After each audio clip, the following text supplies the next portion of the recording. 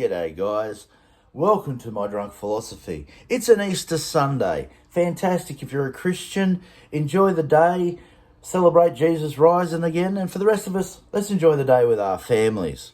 That's what it should be. It's not what it has become. You see, there's fights going on, there's tribes everywhere, and it's interesting to note that it's okay to be anything but from the Western Hemisphere. It's fine to be a Muslim and have Ramadan. It's fine to be Jewish and have Hanukkah. But if you're a Christian and you want to have Christmas or Easter, you're evil. This, my friends, is the truth of what's going on. You see, I'm an atheist. I've made no bones about it throughout all my videos. I have no belief in any gods. I have no problems with a Christian celebrating Easter.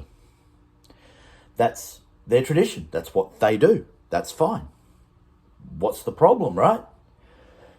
But there's a certain very vocal group of people who say, usually from the atheist community, and that's a rubbish statement anyway, because atheists, like Christians or any other group, not religious group, just any other group of people, have so many different points of view. It's not funny, but for the sake of argument, there's vocal people who come out and they say, we have to destroy the traditions of Christianity because it has caused so much damage.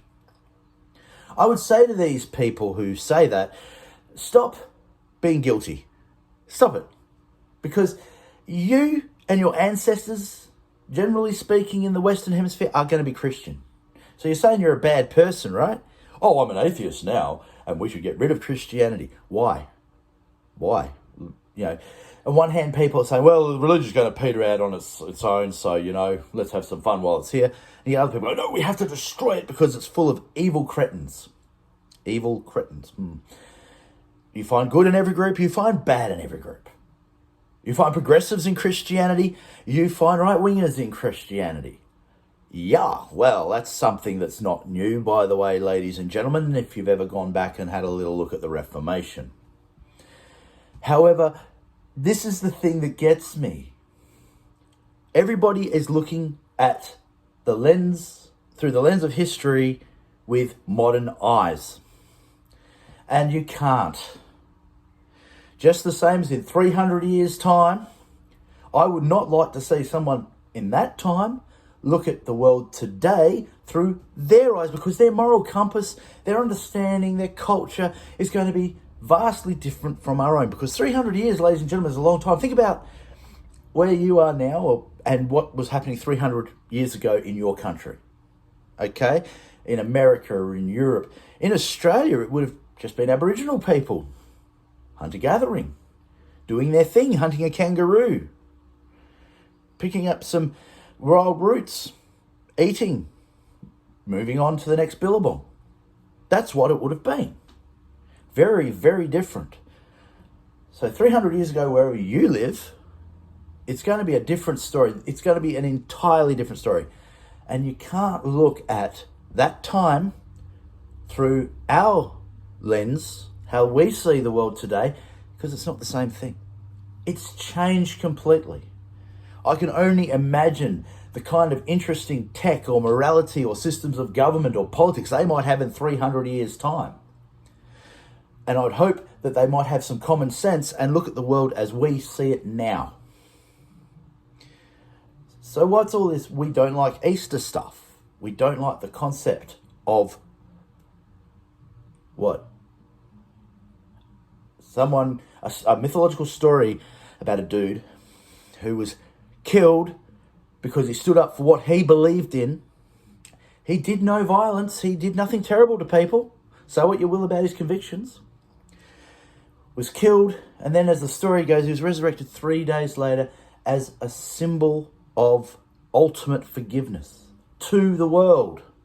God had forgiven the world because Jesus Christ was resurrected. Now, it's a mythological trope. Okay? And Christianity's not the only one to have that mythological trope, by the way. It's probably the most significant version of it in terms of the profundity. However, the idea of forgiveness, ladies and gentlemen, that is the whole story arc of the Christ figure, right? This Jesus guy. That's his mythological arc. The whole thing is redemption. The whole thing is forgiveness. Forgiving those who have trespassed against you. Forgiving those people, even if they don't apologize, but you forgive them anyway because you're the better person. For a higher purpose, for the greater cause if you're a communist. Forgiveness. And forgiving yourself and moving forward in life. Resurrecting you, the goodness, if you like, of you. That is the story. Why are people so against that story? Why are people so against that myth? Oh, we have to get rid of it. It's terrible. Teaching our children the concept of eternal redemption. That you are worthy of redemption. That if you commit a crime and you go to jail and then you serve your time, you come out, you're back in the community, you've done your penance. Our justice system is based on that concept. Or legal system, depending on how you want to put it. That's how it's based. Once you've done your time, that's it. Society wipes the slate. You're cool. Keep going. Live your life. But no, it's evil. This is one of the biggest problems with today, isn't it? Nobody can forgive. Somebody does something 10 years ago, and it's seen through eyes, modern eyes today, for just 10 years, let alone 300 that I mentioned before. Oh my God, you said something racist or something sexist, or that we consider racist and sexist now, 10 years ago. Cancel them, get rid of them. There is no redemption. They apologize, it just proves the point, they're guilty and they're gone. Ladies and gentlemen, today, whether you're a Christian, a Muslim, an atheist, whichever you are, whichever group you belong to, that one message, that one overarching message of the New Testament, ladies and gentlemen, the forgiveness and redemption for sin, for making mistakes, for doing terrible things to one another, the redemption, the forgiveness, that is what today truly represents, is that redemption and forgiveness of others. The selfless, unasked for sacrifice in redemption.